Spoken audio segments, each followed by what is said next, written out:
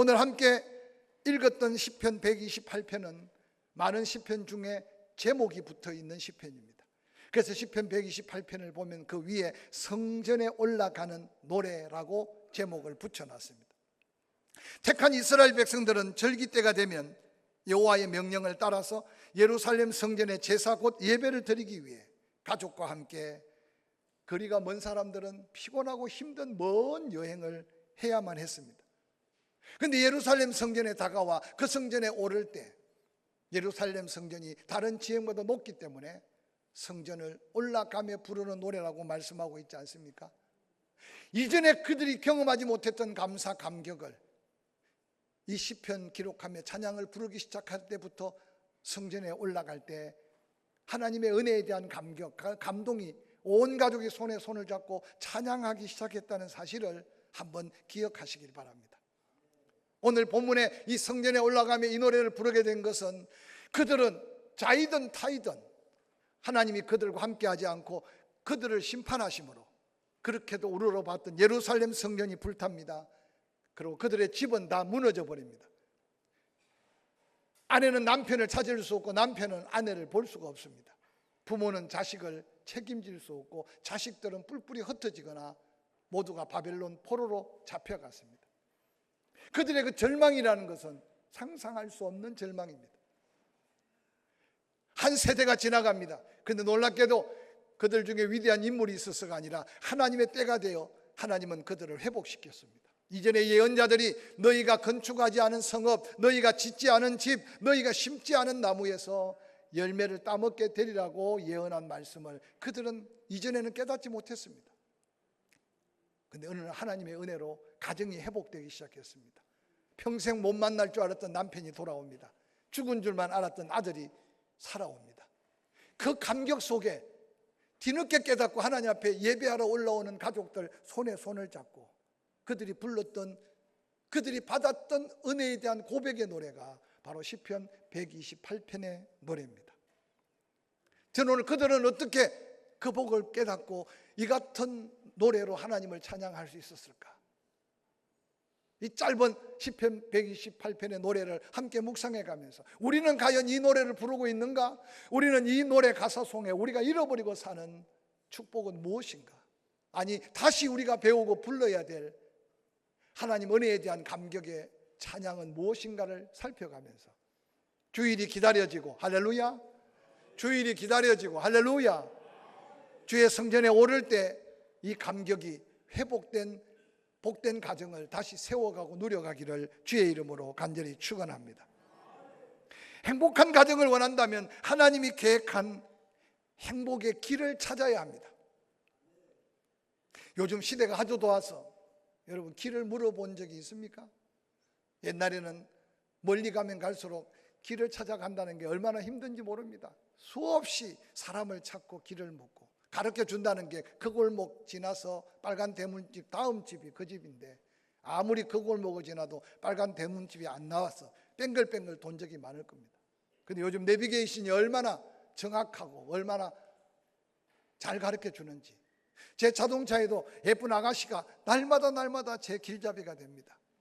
그래서 어느 날 아는 길인데도 그걸 틀고 있지 않으면 괜히 불안하고 그래서 잘 아는 길인데도 그걸 틀어놓고 더 가까운 길이 있는데도 그 아가씨 가자는 대로 갑니다. 가자는 대로 안 가고 혹시 전화를 받다가 깜빡하고 지나치면 걱정이 태산입니다. 오른쪽을 또 도세요. 또 돌아서 또 돌아가세요. 그래서 마침내 가자고 하는 그 길에 들었으면 조용해집니다.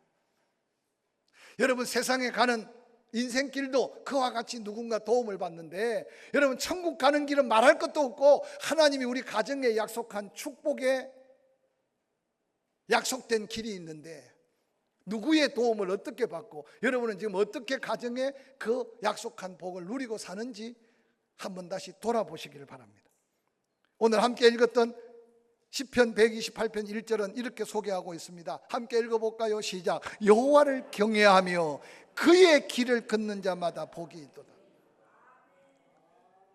오늘 이스라엘 백성들은 이전에 그의 길에 대해서 관심이 없었어요. 다 각자 잘난 맛으로 살았어요. 자기가 최고인 줄 알았어요. 하나님 없어도 살 것 같았어요. 그런데 어느 날 나라 잃고 가족 잃고 모든 걸 잃고 나니까 여호와께서 집을 세우지 않으면 세운 자의 수고가 헛되다는 것, 여호와께서 성을 지키지 않으면 파수꾼이 밤을 새워 지켜도 헛되다는 것, 아침에 일찍 일어나고 늦게 눕고 열심히 하면 모두 다 내 것이 될 줄 알았는데 그 수고로움이 헛되다는 걸 깨닫고 난 다음에야 다른 길이 있다는 걸 그 백성들은 깨닫기 시작했습니다. 여러분의 집은 튼튼합니까? 건물적인 집은 바람이 불어도 태풍이 와도 지진이 일어나도 무너지지 않았는데 가정의 행복의 집은 조금만 바람이 불어도 흔들리지 않습니까? 조금만 비가 와도 무너질까 염려되지 않습니까? 그래서 주어진 환경은 풍요롭고 튼튼한데 우리의 심령 상태는 더 연약해져서 어느 날 길을 잃고 헤매듯이 방황하는 가정들이 얼마나 많은지 모릅니다. 오늘 시편 저자는 그렇게 노래를 시작합니다. 여호와를 경외하며 그의 길을 걷는 자가 복이 있다. 그의 길이 뭐겠습니까? 하나님의 말씀이 발의 등이요 길의 빛이라고 말씀하셨습니다. 아니 여호와가 선한 목자 되어 나를 이끄시는 그 길이 바로 그의 길이라고 말할 수 있습니다. 가정의 행복의 시작은 길을 바로 찾아 들어야 합니다. 하나님이 함께하는 가정, 하나님이 인도하는 가정, 하나님 말씀하시는 말씀이 순종으로 이어지는 가정, 그 가정의 복이 행복으로 이어져가는 복이라는 사실을 믿으시기를 주의 이름으로 간절히 축원합니다. 잠언 25장 11절에는 이런 말씀이 있습니다. 함께 읽어볼까요? 시작. 경우에 합당한 말은 아로 새긴 은쟁반의 검사과 같다. 얼마나 아름다운 표현입니까? 여기에 중요한 건 경우에 합당한 말. 쉽게 말하면 말 하나만 예쁘게 해도 모든 게 조화롭고 아름답고 모두를 행복하게 할 수 있다는 겁니다. 하나님이 주신 행복한 가정을 누리고 지켜가기 위해, 하나님이 약속한 복을 가정에서 누리기 위해 오늘 한 주간 숙제입니다. 한 주간 잘하면 한 달도 할 수 있고 평생 할 수 있으면 좋겠어요. 경우에 합당한 말은 상대편이 들었을 때 편안한 말, 상냥한 말. 여러분 말은 너무 놀라운 게요, 여러분 웃으면서 혈기 부릴 수 있습니까? 벌써 열부터 올라오잖아요. 근데 말은 마음에서부터 나오기 때문에 부드러운 말은 얼굴의 표정부터 달라요. 이번 한 주간 여러분 앞에 어떤 시험이 다가오든지 간에 이 말씀이 여러분의 마음을 사로잡고 행복의 첫걸음을 배울 수 있기를 주의 이름으로 간절히 축원합니다. 할렐루야. 그리고 이어서 시편 128편 2절에 이스라엘 백성들은 이렇게 외치며 노래했습니다. 함께 읽어볼까요? 시작. 내가 내 손이 수고한 대로 먹을 것이라 내가 복되고 형통하리로다. 그 길을 걷는 자마다 복된데 그 길을 걷는 자, 복된 행복을 누리는 자가 누구냐? 내가 내 손이 수고한 대로 먹는 자, 그게 네게 복이고 더한 행통함이 있을 것이라고 말하고 있습니다. 이 말씀을 가지고 한번 묵상해 보십시오. 내가 수고하고 내가 애쓰고 내가 힘들게, 그래서 어느 날 내가 모든 것의 주인 같아. 직장도 내 직장 같아. 사업장도 내 사업장이야. 그런데 오늘날 모든 것이 다 내 끝같이 사는 사람들이 수없이 많습니다. 그런 사고 없기를 바라지만 운동하다가 다리에 뼈만 절단되거나 골절돼도요 3개월, 6개월 이상 아무것도 못하고 누워있어야 됩니다. 다치기 전에 내 다리가 아닌 걸 깨달으시기를 주의 이름으로 간절히 축원합니다. 아멘 좀 크게 하세요. 내 팔만이 아닌 걸 기억하시기를 주의 이름으로 간절히 축원합니다. 하나님이 지켜주셨기에 지금까지 지냈다면, 또 어떤 분들은요 내 끝같이 아프다고 어쩔 줄을 몰라 해요. 간단하게 이야기하면 지금 70평생 하나님이 지켜서 이만큼 서게 했다면 이 다음도 하나님이 책임져 주실 줄 믿고, 그래서 자기가 아픈데 얹고 손이라도 기도해보고 하나님을 의지해보고 하나님의 도움을 구할 수 있는 게 하나님이 얼마나 예뻐 보이겠어. 지나온 삶도 내 것같이 쓰고 남은 시간도 내 것같이 쓰려고 근심 걱정하고 기도는 안 하고 병원이란 병원, 약이란 약만 찾아다니는데 여러분이 하나님이라면 아이고 야야 그래도 일로 와라 내가 고쳐주마 하겠어요? 직장, 과거에는 여러분 평생 직장이라고 그래서 요즘은 여러분 평생 직장 개념이 사라진 지가 오래입니다.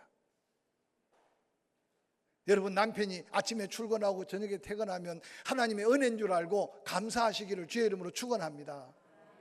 우리 모두 월요일날 당장 한번 시행해 보세요. 내 사업장에 문을 열고 들어갔는데 아무 일도 없이 여전하게 하나님이 지켜주신 줄 믿는다면 문을 열매 감사하시기를 주의 이름으로 간절히 축원합니다. 주일 아침이라 예화가 많지만 말할 수 없어요. 수없는 사람들이 내 것 같은 줄 알았는데, 내가 심었는데 내가 거두어들이지 못하고, 내가 투자했는데 내가 써보지 못하고, 내 것 같았는데 내 거 아닌 걸 후회하며 인생 마치는 사람들이 얼마나 많은지 모릅니다. 땀 흘려 수고한 열매를 통해 하나님의 축복인 걸 기억할 때 하나님이 주신 복을 누리며 더한 복을 누릴 수 있던 것이 오늘 이스라엘 백성들이 가족이 함께 손을 잡고 찬양했던 찬송의 제목이었어요. 내가 내 손이 수고한 대로 먹을 것이다. 먹는 내가 중요한 게 아니라 내 손이 수고한 대로 먹이시고 채우시고 지키시고 더하의 은혜 베푸신 하나님이 함께 하셨다는 사실을 기억하는 게 믿음이에요. 이게 믿어지면 더한 걸 기대하게 되고, 이게 믿어져서 기대가 되면 기도가 저절로 되고, 할렐루야. 그때 더해진 은혜가 더한 감격이고 더한 하나님 앞에 감사의 제목이 되는 게 행복한 가정에 하나님의 복을 누리고 사는 믿음의 사람들의 믿음의 고백이고 찬양의 제목인 것을 기억하시기를 주의 이름으로 간절히 축원합니다. 너무 힘들게 일하는 분들은요, 아이고 주변에 보면 그렇게 힘 안 들고도 일하는데 라고 생각하지 마세요. 내가 수고한 대로 먹는 게 복이라 그랬어요. 그럼 놀고 먹는 게 복일까요? 잠언 6장의 지혜자는 오늘 우리에게 그런 생각을 가질까 봐 이렇게 외칩니다. 게으른 자여 개미에게 가서 그가 하는 걸 보고 지혜를 얻어라. 개미는 두령도 없고 감독자도 없고 통치자도 없으되 먹을 것을 여름 동안 예비하며 추수 때 양식을 모으느니라. 게으른 자여, 내가 어느 때까지 누워 있겠느냐? 내가 어느 때까지 잠에 깨어 어느 때에 잠이 깨어 일어나겠느냐? 좀 더 자자, 좀 더 졸자, 손을 모으고 좀 더 누워 있자 하면 내 빈궁이 강도같이 오며 내 궁핍이 분사같이 이르리라. 이 말의 근본 의미는요, 놀고 먹는 게 복이 아니라는 거예요. 부지런하고 열심을 다하는 자를 하나님이 축복하시고, 내가 부지런하게 열심히 했다고 해서 내가 손이 수고한 대로 먹지 못하는 걸 깨닫고 그 은혜 안에 사는 자가 복 있는 자라는 거예요. 더 나아가서 땀 흘려 수고하고 일할 수 있는 건강, 남다른 열심으로 일할 수 있는 가슴에 열정을 주신 게 은혜인 줄 알라고 성경은 우리에게 도전하고 있습니다. 오늘 이 시대에 안타깝게 여기는 게 뭡니까? 평생 일자리도 아니라고 생각하지만 힘든 일은 안 하고 싶고, 좀 구차한 일은 피하고 싶고.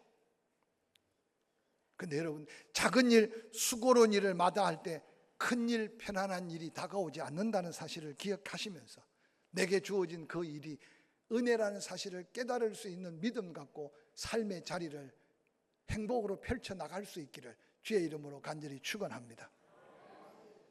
내가 수고한 대로 거둔다는 건 얼마나 놀라운 축복인지 모릅니다. 시편 121편, 오늘 본문의 짝을 이루는 말씀이 시편 127편의 말씀입니다. 시편 127편에 보니까 하나님이 함께하지 않고 하나님이 지켜주지 아니하면 집을 지어도 헛수고고, 성을 지켜도 헛수고고, 일찍 일어나 밤늦게까지 수고해도 헛되다고 선포하는 이 말씀을 한번 잊지 않고 기억하시길 바랍니다.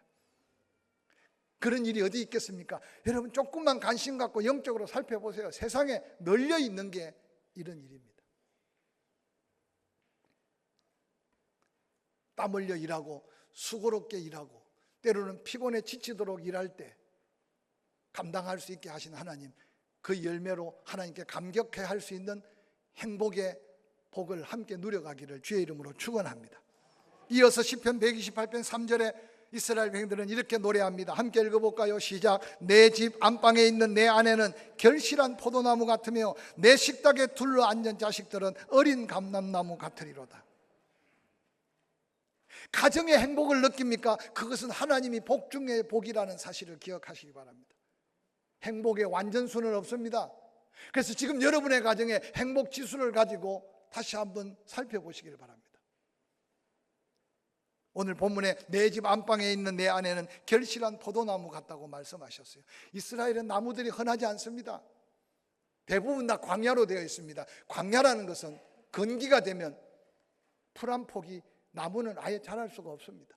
근데 우기가 되면 1년 초 씨가 땅에 발아해서 풀이 나고 꽃이 핍니다. 그리고 건기가 되면 3일 만에 다 시들어 버립니다. 나무가 있는 곳은 특별한 장소입니다. 시냇가는 기본이고, 그래도 지역의 특성상 바다 가까이 비를 내리는 곳에는 나무가 있기는 있습니다. 그렇게 환경이 좋지 않다 보니까 많은 나무들이 없습니다. 그래서 성장하는 대부분 나무가 무화과나무, 감람나무, 포도나무가 이스라엘 땅 지행상 주를 이룹니다. 그런데 이런 포도나무는요, 열매가 없다면 아무 의미가 없습니다. 관상용으로도 쓸모가 없습니다. 불쏘시개라도 불로 뗄 수도 없는 하목으로도 쓸모 없습니다. 목재로는 더 쓸모가 없습니다. 뿐만 아니라 이 포도나무는 누군가 붙받쳐주지 않으면 스스로 서 있을 수도 없는 연약한 나무입니다. 그런데 놀랍게도 그 포도나무를 누군가 받쳐주고, 그리고 그 나무에 열매가 맺히기 시작하면 가장 맛있고 가장 귀한 열매를 풍요롭게 맺고 있는 게 포도나무입니다. 그런데 가정의 아내를 놀랍게도 내 안방에 있는 내 아내가 포도나무에 풍성한 열매가 맺혀 있는 그 나무와 같다고 소개하고 있습니다. 하나님의 은혜 안에 행복을 노래할 때 가정의 엄마의 위치, 아내의 역할이 얼마나 소중한지를 오늘 본문은 소개하고 있습니다.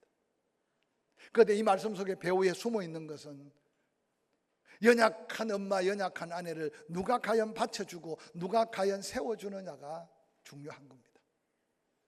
사랑으로 그렇게 함께 섬겨가고 사랑으로 그렇게 함께 세워갈 때 놀랍게도 하나님은 그 아내에게 아름답고 풍성한 포도 열매를 맺게 하시는 분이 여호와 하나님이라는 사실을 말씀해 주고 있습니다. 포항침례교회 남편들은 다 잘하겠지만 오늘 이 말씀 앞에 조금 더 격려하고 조금 더 붙들어주고 조금 더 위로하고, 그래서 풍성한 포도 열매가 맺힐 수 있도록 아름다운 사랑의 하모니가 가정의 행복의 열매 가득함으로 이어지기를 주의 이름으로 간절히 축원합니다. 가정의 행복 중에 내 식탁에 둘러앉은 내 자식들은 어린 감람나무 같대. 식탁에 둘러앉아 있는 자식들, 요즘 여러분 바쁘다 해서요, 가장 힘든 게 부부간에 함께 식사할 시간도 드물고, 아니 가족끼리 식사한다는 건 1년에 한두 차례 날을 잡아야 되는 게 우리의 현실입니다. 혹이라도 유튜브나 이 방송을 듣는 자녀들요, 할 수 있으면 시간을 내서 그래도 어머니 생신 때라도 부모님 생신 때라도 제사 때는 안 오더라도 다 모여서 좀 한 가족이 모여있는 이 화목의 아름다운 행복을 함께 누릴 수 있기를 주의 이름으로 간절히 축원합니다. 축원합니다. 근데 그런 오랜 세월 전에요, 너무 가난하고 힘들 때 늘 여러분 함께 먹었잖아요. 함께 먹을 수밖에 없는 게 밥 손 열고 밥 하면 그 밥 끝나면 끝이야. 나중에 따로 먹을 수가 없었어요. 그래서 제가 잠언에 있는 말씀을 인용했습니다. 잠언 17장 1절에 보면 마른 떡 한 조각만 있고도 화목한 것이 제육이 집에 가득하고도 다투는 것보다 낫다. 요즘 아이들은 이해 못할 거예요. 너무너무 가난하니까 먹을 게 그 아침 씨가 준비한 그거밖에 없으니까 할아버지부터 손자 손녀들까지 다 한 상에 둘러서 그거 먹고 난 다음에는 먹을 게 없어. 그렇게 어렵고 힘든 시절에도 화목하게 자란 자녀들, 가족들은 하나님의 은혜 안에 행복을 배우고 행복을 누리고 그리고 행복을 지켜가려고 몸부림쳐요. 그런데 어느 날 먹을 게 풍성해서 식사 때가 없어. 언제든지 냉장고만 열면 먹을 게 쌓여 있고 먹고 싶은 대로. 그래서 여러분, 그래서 어떤 가족은 일주일에 하루는 가까이 있는 가족들하고 함께 식사하는 그걸 만들어 보려고 애를 쓰는 부모들도 제가 합니다. 꼭 밥을 같이 먹는다는 게 중요한 게 아니라 한 상에 둘러앉아 있다는 건 화목의 상징이에요. 화목의 상징. 할렐루야. 마지막으로 시편 128편 5절 6절은 이렇게 기록합니다. 함께 읽어볼까요? 시작. 여호와께서 시온에서 내게 복을 주실지어다. 너는 평생에 예루살렘의 번영을 보며 내 자식의 자식을 볼지어다. 이스라엘에게 평강이 있을지어다. 여러분, 시온은 이 땅의 천국을 의미합니다. 하나님의 나라, 하나님이 함께 하시는 곳. 내 평생에 예루살렘의 번영을 본다. 하나님의 함께 하신 은혜를 평생 누리고 보게 된다고 말하면서 6절에 내 자식의 자식을 볼지어다. 하나님의 은혜 입은 가정마다 하나님의 평강이 임하기를 원하면서 소망의 노래를 불렀어요. 우리 세대는 그 믿음 가지고 그 믿음을 따라 주신 은혜를 누리고 살 수 있어요. 근데 오늘 본문에 보니까 그들이 지난날 잃어버리고 있었는데 하나님이 지켜주시니 자자손손 회복되고 그 넘어 천대까지 약속한 축복의 의미를 비로소 그들이 깨닫기 시작했어. 오늘 예루살렘의 손에 손을 잡고 오르며 불렀던 그 찬송은 나에게 이 같은 은혜를 주셨는데 나의 대를 이어서 자자손손 하나님의 그 약속의 축복이 내 마음의 믿음이 되어서 그 복을 기대하며 하나님을 찬양하고 올라가고 있는 거예요. 그래서 어린 손자 손녀들이 할아버지가 받은 그 복을 기억하고 나에게도 그 복이 이어질 걸 기대하면서 하나님을 찬양했던 찬양이 시편 128편의 찬송입니다. 다 그런 건 아니지만 요즘 부모들이 좀 약아서 자식들에게 유산을 물려주지 않고 사회에 봉헌하거나 꼭 쥐고 살아서 그거라도 탐이 나서 자식이 오기를 기다리는 부모도 있는데 좀 서글픈 이야기겠지만 어떻든 간에 근데 우리보다 앞선 나라들 그리스도인들은요 자식에게 뭔가 세상적인 거 물려주는 것보다 믿음의 유업을 물려주는 걸 가장 소중히 여겨왔었습니다. 이제 우리도 3대 4대 대를 이어서 예수 믿어가면서 다시 한번 우리가 물려줄 수 있는 가장 복된 축복이 무언가를 기억하면서 오늘 이스라엘 백성들이 하나님 앞에 찬양했던 이 찬송이 우리의 믿음의 고백이 되고 우리의 찬양이 되고 우리가 물려줄 믿음의 유산을 찾을 수 있는 저와 여러분이 될 수 있기를 주의 이름으로 간절히 축원합니다.